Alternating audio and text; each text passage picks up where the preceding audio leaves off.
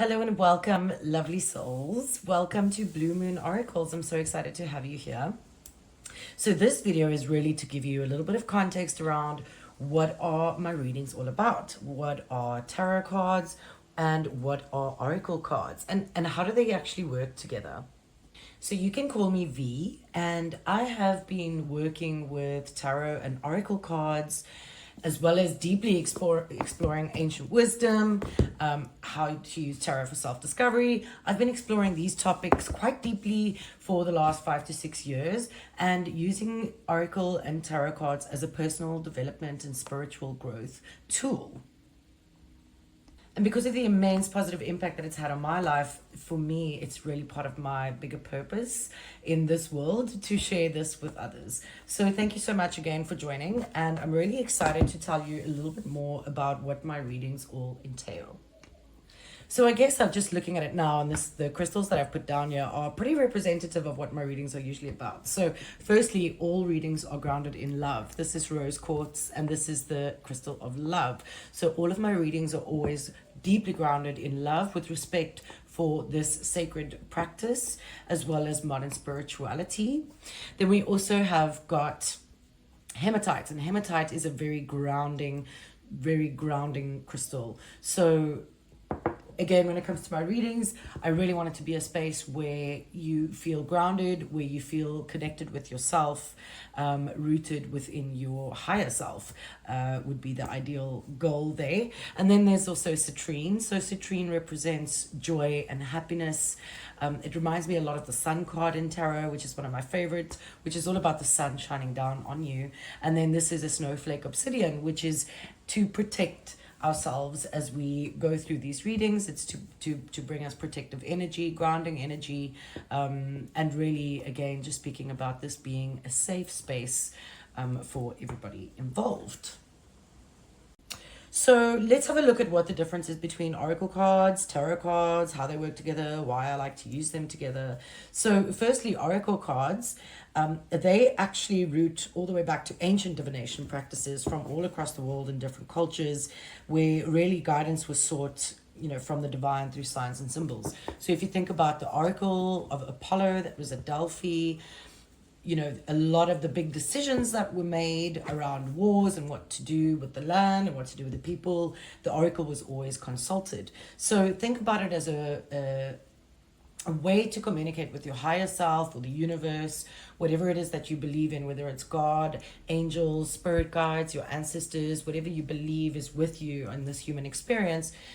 Think about it as that spiritual team that's communicating through the cards to you. And so how it really works is, essentially, when we're doing a reading, and I do a reading for myself, I'm picking up on the energies that are meant for me through my spiritual team. When I do a reading for you, it would be a matter of you actually acknowledging that I will be accessing your energy and allowing your spiritual team, we'll call them that, your spiritual team, to actually provide the messages through me so that you may get the messages that you need. And so what I've been mastering for the last few years is the interpretation of the messages and actually putting them together so that it becomes a little bit more succinct. Answers are never going to be as straightforward and as clear as, yes, you shall do this, or no, you shall not do that. It's always going to give you perspective. So the oracle cards are really great in terms of getting additional perspective outside of the structured system of the tarot. Oracle cards can come in many different types of themes. So this one is angels and ancestors. It actually covers a lot of different types of traditions. So for example, if we look at it here, we have the shaman card, which is guiding you to trust in higher forces. We also have medicine mother, which is honoring your inner knowing. So here, for example, is the guardian angel card, which is reminding you that you are not alone in this universe. So again, your spiritual team communicating things through these cards. And therefore, that is why oracle cards are so amazing as a tool for introspection, reflection, and personal development. Here, for example, we have another one, which is raising your vibration. Now, each oracle deck usually comes with a guidebook. So most of these decks, actually, if you had to, let's say, for example, have this card and you wanted to see what the message was, you would actually go through the guidebook and find a deeper message. definitely can be used in this way during a reading. But for me, what's really important in a reading is that we're getting the messages that are meant for you, and that comes across multiple different decks. So for example, this one that would have popped out right there is a message of believing is seeing. So possibly there's something that, maybe you're looking to accomplish and you're just not sure how you're going to get there. And this is potentially just a message to say, well, you need to first believe in it, believe in yourself, believe that you can do it, and then you'll actually see it come to fruition, which is funny enough how a lot of things work when it comes to being in touch with your higher self, being in touch with your spiritual team, following the guidance that's there for you so that you're feeling aligned with the path that you're on, with the journey that you're on. Now let's have a look at tarot cards. So tarot cards actually originated in the 15th century in Europe. They were kind of playing cards, but then they were actually became a tool for divination around the 18th century. So there's usually 78 cards in a deck. Let me just move these two out. Most of these cards actually come with a small little guidebook, so that's really nice for anyone that's new and wanting to see what it's all about. But essentially the tarot is a very structured system. It consists of 78 cards. You have your major arcana and your minor arcana. So your major arcana essentially are representing your life's significant themes. So the big lessons and the big transformations that you go through in life. For example, the high priestess. The high priestess speaks about higher learning. It also speaks about introspection. So as you can see, there's the moon in there. This isn't the traditional deck. The traditional deck, if I could show you real quick, this is my personal Rider-Waite tarot deck. This is the traditional tarot deck. So as I said, the tarot is divided into the major arcana and the minor arcana. The major arcana specifically representing life's biggest themes. It also really represents the lessons and transformations that you go through in your spiritual journey and your personal journey. And then you've got your minor arcana, and those are focused more on your everyday situations and emotions and things that might come up on a day-to-day basis. So essentially, each card has got its own meaning. That is why we say that tarot is a very specific system or structured type of system. So, for example, I'm going to just turn these around for you so you can see what some of them look like. When we look at the major arcana, as we said, this represents massive life changes, massive phases in your life. So for example, the star, which is one of my favorite cards, this is number 17 in the major arcana, and this represents a newfound hope. The major arcana actually follows a really cool story, and I'll do a video on that. It speaks about the fool who starts his journey over at 0. He's going into the world and he's going to learn more about what this life has to offer. Along the way, he meets the magician, he meets the empress, he meets the high priestess, and they all teach him all these different aspects of, how to make the most of your life and how to move through life and what are the things that you might need to be wary of. For example, one of the cards that a lot of people find very scary in the tarot is the devil card. Let's see if we can find it. Okay, well, the tower is also pretty scary. But the devil card really only speaks about you being attached to something that's no longer serving you very well. If you look at the devil card, it's essentially the devil that's there, and there's two people that are pretty much attached to the devil, but it's also by their own choice. So when we get the devil card in a reading, it specifically signifies that there's something in our lives that are not serving us well, and it's something that is our choice. We are choosing to be stuck to it. So as we can see over there, there's the devil, and he's like, hey, I've got all these wonderful things, and these wonderful things meaning they're not so wonderful things. For example, if you have an addiction, if you used to, like I used to smoke cigarettes, for example, every time that I would have a reading about what do I need to do in terms of improving my health, then the devil card would come up, and I know exactly what that is about. So that's what the devil card represents. It's nothing really to be too scared of. There's nothing funny about it. It just has its own representation. It is representing that you are attached to something, or you are being bound by something that is not so good for you, and that is your own choice. So what does a reading actually entail? Well, as I said, I've got a great deal of respect for this practice, and I really expect the seekers or my clients that come to have the same level of respect for it. At the end of the day, we're working with your energy. It's my energy working with your energy. So I do ask that that the seeker at the time, that you at the time, if you've got a reading coming up, that you just take, at least 10 minutes or so before the reading to try and clear your mind. It might be a meditation that you do where you sit outside and you try and listen to the different sounds all around you. But really just take a few minutes to clear your mind, let go of the stress of the day or whatever's been happening, just so that you can be in a place of peace, so that when you do come into the reading, you're feeling calm, you're feeling open, you're feeling willing to accept whatever messages are coming through, because you're not still thinking about something else, right? So for me, that's a really, really important component. But like I said, it's all based on energy. So that is the way that I do the reading.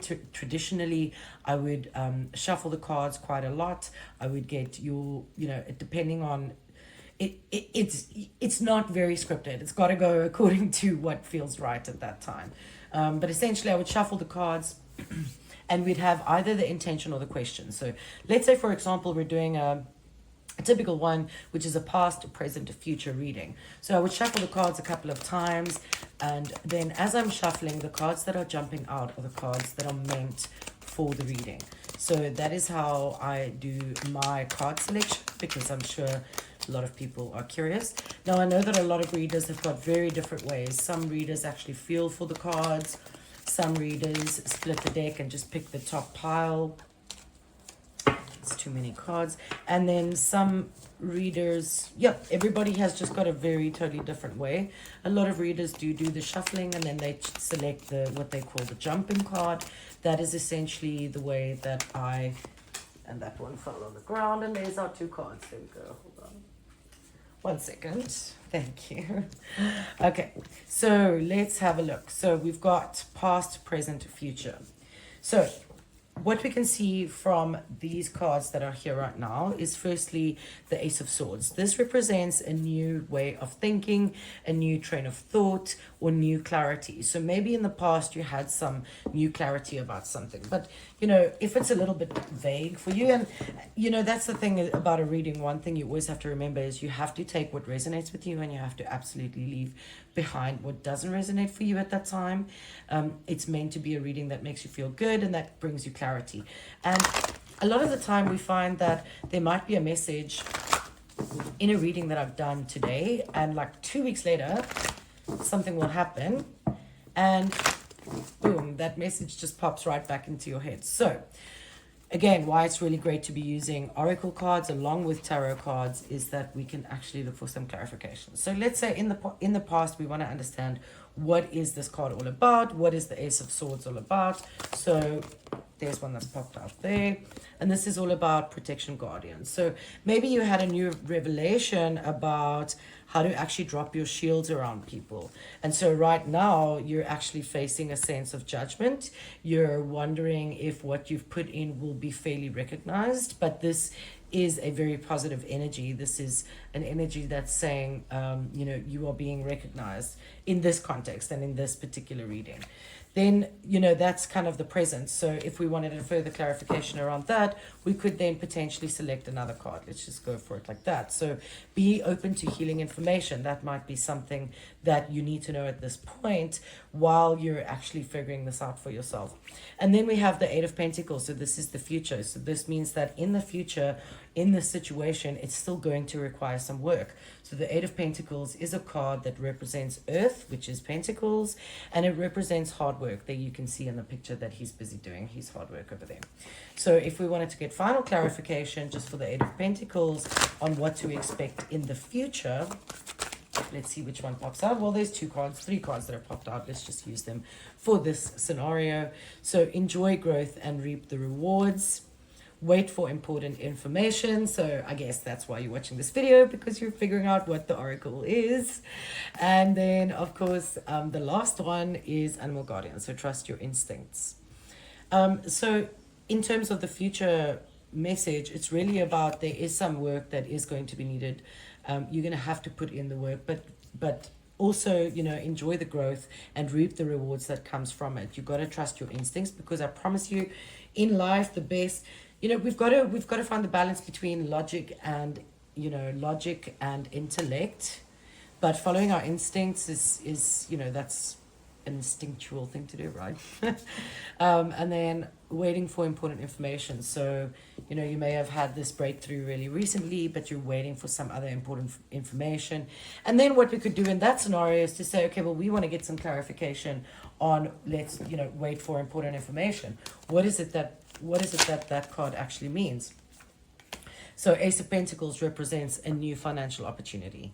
And maybe it's something that you're wanting to do, and you have someone that comes in and says, you know what, actually, I really love what you're doing. I'm going to give you the funding for it, or I'm going to give you the time off so you can use your money on that, or I'm going to help you save money, or whatever the case is, but it's something new to do with money. So I hope that that's helped. That's really what a reading typically looks like. It obviously is a lot longer than 6 minutes.